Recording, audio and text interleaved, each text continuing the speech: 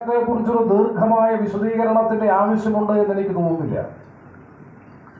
അരനൂറ്റാണ്ട് കാലം കേരള നിയമസഭാംഗമായി ചവറ നിയമസഭാ നിയോജക മണ്ഡലത്തെ പ്രതിനിധീകരിച്ചുകൊണ്ട് പ്രവർത്തിച്ച് ദീർഘകാലം കേരള സംസ്ഥാന മന്ത്രിസഭയിലെ അംഗമായി പ്രവർത്തിച്ച് വിവിധ വകുപ്പുകൾ കൈകാര്യം ചെയ്ത് ഏറ്റവും മികവുറ്റ ഭരണ നൈപുണ്യമുള്ള ഭരണകർത്താവ് എന്ന് പേരെടുത്തിട്ടുള്ള കേരളത്തിന്റെ ബഹുമാനപ്പെട്ട മുൻ മന്ത്രി, നിരവധി മന്ത്രിസഭകളിൽ ദീർഘകാലം പ്രവർത്തിക്കാൻ അവസരം ലഭിച്ചിട്ടുള്ള, നിരവധി മുഖ്യമന്ത്രിമാരോടൊപ്പം ഇടതുപക്ഷ ജനാധിപത്യ മുന്നണിയിലും കോൺഗ്രസ് നേതൃത്വം കൊടുക്കുന്ന ഐക്യ ജനാധിപത്യ മുന്നണി സംവിധാനത്തിലുമൊക്കെ മന്ത്രിയായി പ്രവർത്തിച്ചുകൊണ്ട് ഭീഷണാപരമായ പ്രവർത്തനങ്ങളിലൂടെ കേരള സമൂഹത്തിന്റെ പൊതുവാദരവ് ആർജിക്കാൻ കഴിഞ്ഞിട്ടുള്ള പ്രഗത്ഭനായ ഭരണകർത്താവ് എന്ന നിലയിൽ വേറിട്ടു നിൽക്കുന്ന വ്യക്തിത്വത്തിനുടമയാണ് ബേബി സാർ എന്നുള്ളത് കേരളത്തിന്റെ പൊതുമണ്ഡലം അംഗീകരിച്ചിട്ടുള്ള ഏറ്റവും പ്രധാനപ്പെട്ട സംഗതിയാണ്.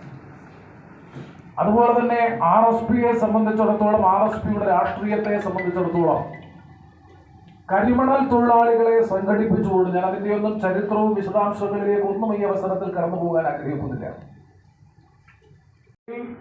സങ്കീർണമായിട്ടുള്ള പ്രശ്നങ്ങളിലൊക്കെ കൃത്യമായ ഇടപെടൽ നടത്തിക്കൊണ്ട് കൗൾ ആൻഡ് ഷട്ടർ ഉൾപ്പെടെയുള്ള പാർലമെന്ററി ജനാധിപത്യ പ്രക്രിയയുടെ ആധികാരികമായിട്ടുള്ള അതോറിറ്റി എന്ന് വിശേഷിപ്പിക്കാൻ കഴിയുന്ന കൗൾ ആൻഡ് ഷട്ടർ ഉൾപ്പെടെയുള്ള പുസ്തകങ്ങൾ ഉയർത്തിപ്പിടിച്ചുകൊണ്ട് കൃത്യമായ നിരീക്ഷണങ്ങൾ നടത്തി പലപ്പോഴും ഗവൺമെന്റുകളെ പ്രതിരോധത്തിലാക്കാനും ഗവൺമെന്റിലായിരിക്കുമ്പോൾ ഗവൺമെന്റിനെ സംരക്ഷിക്കാനും ഒക്കെയുള്ള ചടുലമായ അദ്ദേഹത്തിന്റെ നിയമസഭാ ഇടപെടലുകൾ ഈ അവസരത്തിൽ ഒരു പാർലമെന്ററി രംഗത്ത് മികവുറ്റ പാർലമെന്റേറിയൻ അല്ലെങ്കിൽ നിയമസഭാ സാമാജികൻ എന്ന നിലയിലും ഒക്കെ നടത്തിയിട്ടുള്ള പ്രവർത്തനങ്ങൾ ഞാൻ അടക്കമുള്ള പുതുതലമുറയെ സംബന്ധിച്ചിടത്തോളം പാഠമാണ്, അല്ലെങ്കിൽ പാഠപുസ്തകമാണ് എന്ന കാര്യത്തിൽ ഒരു സംശയവും വേണ്ട.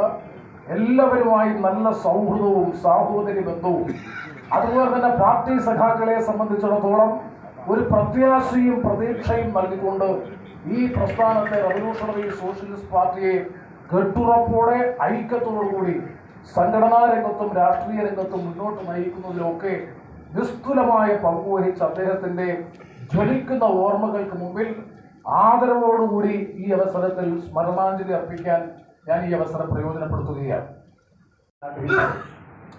അതിൽ ഏറ്റവും പ്രധാനപ്പെട്ട കാരണങ്ങളിൽ ഒന്ന്, നിർഭാഗ്യകരമെന്ന് പറയട്ടെ, കേരള ഭൂപരിഷ്കരണ നിയമം ഒരു ശരിയായ പോസ്റ്റ്മോർട്ടത്തിന് വിധേയമാക്കി കഴിഞ്ഞാൽ ആ കേരള ഭൂപരിഷ്കരണ നിയമം ഫലപ്രദമായി നടപ്പാക്കുന്നതിൽ പ്രഥമവും പ്രധാനവുമായ പങ്കുവഹിച്ചത് ഒരു സംശയവും വേണ്ട കേരളത്തിന്റെ മുൻ മുഖ്യമന്ത്രി ശ്രീ അച്യുതമേനോനാണ് എന്നുള്ളത് നിസ്തർക്കം സമ്മതിക്കേണ്ടതായി വരും.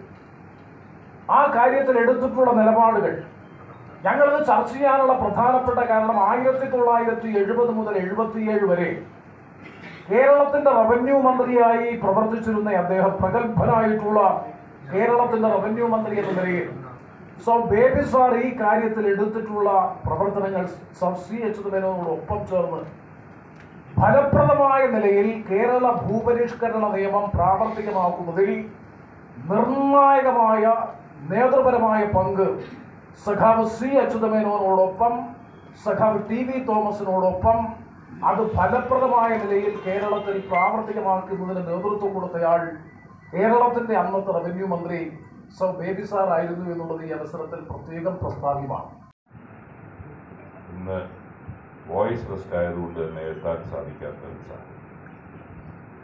എന്തായാലും ഈ വേദിയിലേക്ക് കോൺഗ്രസിന്റെ ഒരു പ്രതിനിധിയോട് എത്തുമ്പോൾ എൻ്റെ മനസ്സിൽ വരുന്നത് പഴയൊരു പാട്ടാണ്, മധുരിക്കും ഓർമ്മകളെ എന്നുള്ളൊരു പാട്ടാണ് മനസ്സിലേക്ക് വരുന്നത്. എന്തുകൊണ്ടാണ് ഇങ്ങനെ ഒരു വിഷയം ചർച്ച ചെയ്യണമെന്ന് നമ്മൾ ആഗ്രഹിച്ചു? ഭൂപരിഷ്കരണ നിയമം ആരാണ് നടപ്പിലാക്കിയത് എന്ന് ചോദിച്ചാൽ അതിന് സ്വാഭാവികമായി ചിലരുടെ ഭാഗത്തു നിന്ന് വരുന്ന മറുപടി EMS പ്രതിപക്ഷ നേതാവും CH കണാരൻ പാർട്ടി സെക്രട്ടറിയുമായിരുന്ന കാലഘട്ടത്തിലാണ് നടപ്പിലാക്കിയത് എന്നത്. അത് ഒരിക്കലും മാർത്താണ്ഡം എന്ന് പറയുന്ന 3 പാടശേഖരങ്ങൾ അത് ഗവൺമെന്റ് ഏറ്റെടുക്കുന്നു. കർഷക തൊഴിലാളികൾക്ക് വിതരണം ചെയ്യുന്നു. മാത്രമല്ല, ഇത് കൊണ്ടുവന്ന ഭേദഗതിയിൽ കർഷക തൊഴിലാളികൾക്ക് വിതരണം ചെയ്യുന്നെന്ന് പറയുമ്പോൾ അതിൽ 50% പട്ടികജാതിക്കാർ ഉണ്ടാകണമെന്ന് നിഷ്കർഷിക്കുകയും അതിന്റെ അടിസ്ഥാനത്തിലാണ് ഈ ഭൂമി ഏറ്റെടുത്ത് ആദ്യത്തെ കൃഷി ഇറക്കുന്നതും 1975 ജാനുവരി 25 നമ്മൾ തപ്പിയപ്പോൾ നമുക്ക് കിട്ടിയ ഡേറ്റ്.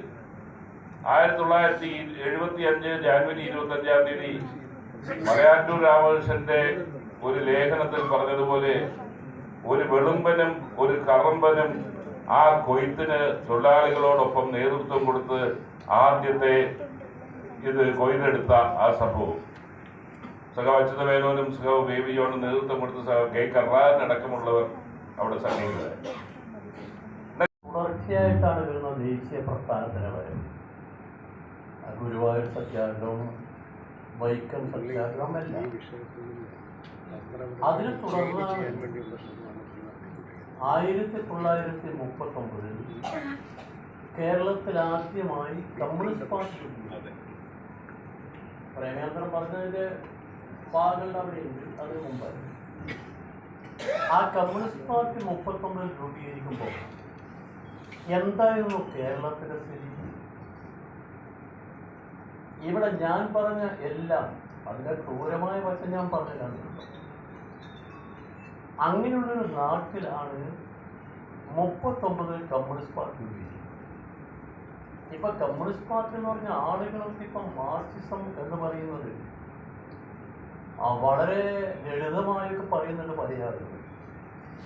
അവരൊക്കെ പറയുന്നതും മാർക്സുമായിട്ട് എന്താ ബന്ധം എന്നുള്ളത് എനിക്കറിയില്ല. മാർക്സിസം എന്ന് പറയുന്നത് ആ പ്രത്യയശാസ്ത്രമായിട്ടുള്ള ബന്ധം എനിക്കറിയില്ല. മാർക്സ് ഒരു കാര്യം പറഞ്ഞു. എന്താണ് മാർക്സ് പറഞ്ഞു? ലോകം മാറിക്കൊണ്ടിരിക്കുന്നു, മാറ്റമില്ലാതെ ഒന്നേ ഉള്ളൂ മാറ്റം. സ്വാഭാവികമാണ്. മാർക്സിന്റെ കാലത്ത് ഒരു സോഷ്യലിസ്റ്റ് ഉണ്ടായിരുന്നു, ഹെഗലിന്റെ സോഷ്യലിസ്റ്റ്. ചൂഷണത്തിനെതിരായി മനുഷ്യന്റെ മനസ്സിൽ അന്തർലീനമായി കിടക്കുന്ന ഏറ്റവും വലിയ വികാരം, ആ വികാരമാണ് നമ്മളെല്ലാവരെയും ഒരുമിച്ച് നിൽക്കുന്നത്. അതിൻ്റെ അടിസ്ഥാനത്തിലാണ് 1939 പാറപ്പുറത്ത് സമ്മേളനം ചേരുമ്പോൾ, ഈ സമ്മേളനം ചേരുമ്പം മാർക്സത്തിന്റെ എല്ലാ വരികളും നോക്കിയാണോ? ഞാൻ കമ്മ്യൂണിസ്റ്റായത് മാർക്സം പഠിച്ചുകൊണ്ടല്ല, സത്യസന്ധമാണ്. മനസ്സിലായത് കൊല്ലത്തെത്തി. ഉച്ചക്ക് ഭക്ഷണമില്ല, വൈകുന്നേരം ഭക്ഷണത്തിന് വഴിയില്ല. TK ദിവാകരനോട് ഓഫീസ്, അവിടെ ചെന്നാൽ ചോറ് വാങ്ങിത്തരും. അവർ TK ദിവാകരൻ ഒക്കെ തൊഴിലാളി നേതാവിനെ നോക്കി പോവുക. അവിടെ ചെന്നപ്പം TK ദിവാകരന്റെ ഓഫീസ് നോക്കുമ്പോൾ അദ്ദേഹം ഇല്ല. ഓഫീസ് കണ്ടുകൊണ്ട് അദ്ദേഹം വരും, ഇവിടെ ഇരിക്കും. അപ്പം സന്ധ്യ കഴിഞ്ഞിരിക്കുന്നു. ഇദ്ദേഹം ഓഫീസിന്റെ വരാന്തയിൽ ഇരിക്കുമ്പോഴാണ് താഴെ നിന്നൊരു പെൺകുട്ടിയുടെ കരച്ചൽ. അപ്പൊ അദ്ദേഹം ചെല്ലുമ്പോ ഒരു ഒരു സൈക്കിൾ റിക്ഷയില്ലേ, റിക്ഷ, മനുഷ്യ റിക്ഷ, ആ റിക്ഷ പിന്നോട്ട് എടുക്കുമ്പോൾ ഈ കുട്ടീനെ വേണം. കുട്ടീൻ്റെ കയ്യിൽ വീട്ടിലേക്ക് പാകം ചെയ്യാനുള്ള ഭക്ഷണം എല്ലാം സഞ്ചിയിലാക്കി അതെല്ലാം ഓടിയിൽ കുട്ടി കരഞ്ഞു. അപ്പം ഈ റിക്ഷക്കാരൻ കേസിലുള്ള പൈസ എടുത്ത് കൊടുത്തിട്ട് പറഞ്ഞു, മോളെ ഞാനിപ്പോൾ വരുന്നത് ഈ പാസഞ്ചർ ഇറക്കാൻ. അവൻ ഓടിപ്പോയി. അതാണ് കേശവദേവന്റെ ഓടിയിൽ നിന്ന് എന്ന് പറയുന്ന നമ്മുടെ നാട് കണ്ട ഏറ്റവും മഹത്തരമായ തൊഴിലാളിയുടെ ത്യാഗം പ്രകടിപ്പിച്ച ആ നോവലുണ്ടായി. നോവലിലെ യജമാനല്ല, ജനങ്ങളെ കൂടിയുള്ളവർ ഒരാൾ മാത്രമാണ്.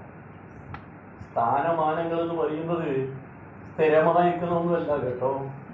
അങ്ങനെ ചില ധാരണയുണ്ട്, സ്ഥാനം കിട്ടിയപ്പോൾ ഞാൻ അവിടെ മാറില്ല. അതിനുള്ളതല്ല സ്ഥാനമാനങ്ങൾ എന്ന് പറയുന്നത് ജനങ്ങൾ നമുക്ക് തരുന്നതാണ്. അത് കഴിഞ്ഞാൽ വീണ്ടും ജനങ്ങൾ തന്നെ സ്ഥാനമാനമുള്ളൂ. ജനങ്ങളുമായി അത്രമാത്രം ബന്ധമുണ്ടാണ്. എന്തായാലും ഇപ്പം ഏത് കാര്യം നടക്കണമെങ്കിൽ എന്തെങ്കിലും ചെയ്യാൻ പറയും.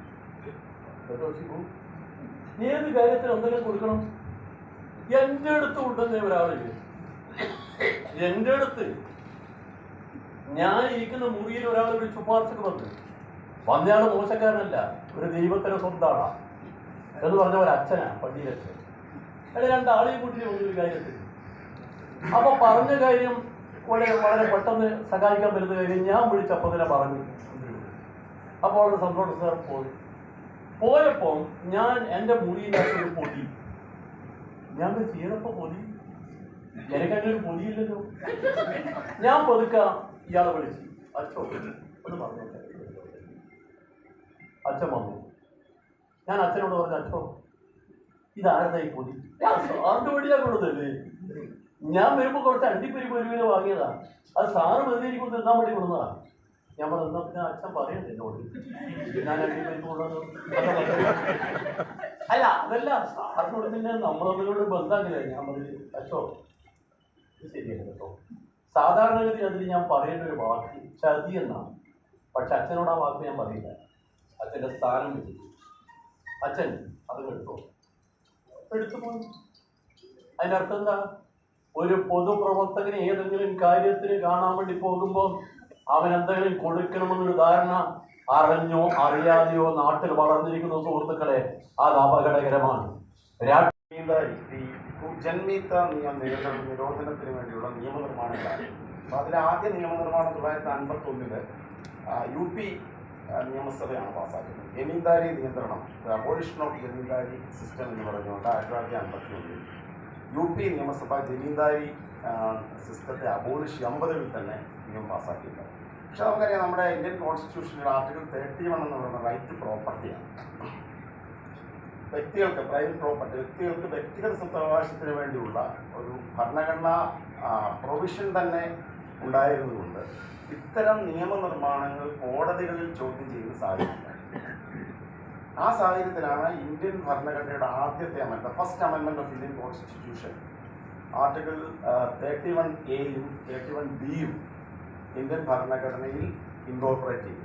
അപ്പോൾ അതെന്ന് പറഞ്ഞു കഴിഞ്ഞാൽ ഈ ഇത്തരം സാമൂഹ്യ നന്മയ്ക്ക് വേണ്ടി ഭൂപരിഷ്കരണത്തിനും അതുപോലെയുള്ള നിയമനിർമ്മാണങ്ങൾ നടപ്പിലാക്കുമ്പോൾ ഈ ആർട്ടിക്കിൾ 31-ന്റെ റൈറ്റ് ടു ഈ സ്വകാര്യ സ്വത്തവകാശം എന്ന കാര്യം ബാധിക്കാതിരിക്കുവാൻ, അതോടൊപ്പം തന്നെ ഇത്തരം നിയമനിർമ്മാണങ്ങളെ കോടതികളുടെ ഇടപെടലുകളിൽ നിന്നും തടയുന്ന ഷെഡ്യൂൾ 9th ഷെഡ്യൂൾ കൂടി ഇപ്പോൾ ഇൻകോർപ്പറേറ്റ് ചെയ്യുന്നത് ഈ ഫസ്റ്റ് അമെൻമെൻറ്റിലൂടെയാണ്. അപ്പോൾ അങ്ങനെ 13 നിയമങ്ങൾ. ഞാൻ പറഞ്ഞതിൻ്റെ സംഭവം എന്ന് പറഞ്ഞു കഴിഞ്ഞാൽ 1950-കളിൽ ഈ JC കുമരപ്പ കമ്മിറ്റി റിപ്പോർട്ട് പ്രകാരം ഉണ്ടാക്കി കേന്ദ്ര സർക്കാർ പുറത്തിറക്കിയ ഗൈഡ് ലൈൻസ് പ്രകാരം UP നിയമസഭ തുടങ്ങി 13 നിയമസഭകൾ 13 നിയമങ്ങൾ ഭൂപരിഷ്കരണത്തിനായി പാസ്സാക്കി. ഭൂപരിഷ്കരണം നടപ്പിലാക്കിയത് സത്യമാണ്. അതുവരെ ഉണ്ടായിരുന്ന ഈ ജമ്മു കുടിയാൻ ബന്ധങ്ങളിൽ മുഴുവൻ മാറ്റം ഉണ്ടാക്കിയിട്ടുണ്ട്. നിരവധി കാര്യങ്ങൾ ചെയ്തു. കുടിയൊഴിപ്പിക്കൽ അവസാനിപ്പിച്ചു. അതുവരെയുള്ള കുടികിടപ്പകാർക്ക് പിന്നെ കൃത്യമായി പഞ്ചായത്തിൽ 10 സെൻറ്റ്, മുനിസിപ്പാലിറ്റിയിൽ 5 സെൻറ്റ്, കോർപ്പറേഷനിൽ 3 സെൻറ്റ്, അതോടൊപ്പം ലാൻഡ് സീലിംഗ് 15 ഏക്കർ എന്നത് ലാൻഡ് സീലിംഗ് ആയിട്ട് ഫിക്സ് ചെയ്തു. ലാൻഡ് ട്രൈബ്യൂണലുകൾ സ്ഥാപിച്ചു. ലാൻഡ് ട്രൈബ്യൂണലുകൾ സ്ഥാപിച്ച് വിതരണം തുടങ്ങി. അന്നത്തെ കണക്ക് പ്രകാരം 19 ലക്ഷത്തിൽ പരം ഏക്കർ ഭൂമിയാണ് വിതരണം ചെയ്തത്. 19 ലക്ഷത്തിൽ പരം ഏക്കർ ഭൂമി. ഏകദേശം 30 ലക്ഷത്തിനടുത്ത ആളുകൾക്ക് അതിൻ്റെ പ്രയോജനം ലഭിക്കുകയുണ്ടായി. 5 ലക്ഷം ആളുകൾ കുടികിടപ്പ് ലഭിച്ചു. ബാക്കിയുള്ള അവിടുത്തെ ഈ പാട്ട ഉടമസ്ഥരായിരുന്നവർക്ക് ഉടമസ്ഥാവകാശം ലഭിച്ചു. കേരള ചരിത്രത്തിലെ വിപ്ലവകരമായൊരു മാറ്റം സൃഷ്ടിച്ച ഒരു കാര്യമാണ് ഈ ഒരു തരത്തിലുള്ള ഭൂപരിഷ്കരണം എന്ന കാര്യത്തിൽ യാതൊരു സംശയവും വേണ്ട. കാർഷിക രംഗത്ത് വലിയ പുരോഗതി ഉണ്ടായി. അവിടെ കാർഷികോൽപാദനം വർദ്ധിപ്പിച്ചു. ഇപ്പോൾ 1945-ൽ ഐക്യരാഷ്ട്രസഭ പിന്നെ കൂടുതൽ ഭക്ഷ്യോൽപാദനം നടത്തുക എന്ന് പറയുന്ന ലക്ഷ്യത്തോടുകൂടിയുള്ളൊരു മുദ്രാവാക്യം തന്നെ സൃഷ്ടിക്കുന്നു. അപ്പം അതിൻ്റെ തുടർച്ച, അതിൽ ഏറ്റവും മനോഹരമായി കേരളത്തിന് ആ ഭക്ഷ്യോൽപാദനത്തിന് വർധന ഉണ്ടായതിൻ്റെ കാരണം ഈ ഒരു ഭൂവിതരണമാണ്. കർഷകരിലേക്ക് ഭൂമി എത്തി. ആ കർഷകരിലേക്ക് എത്തിയ ഭൂമിയിൽ കാർഷികോൽപാദനം വർദ്ധിച്ചു. ഒരു വലിയ മുന്നേറ്റം കേരളത്തിൽ സൃഷ്ടിക്കപ്പെട്ടു.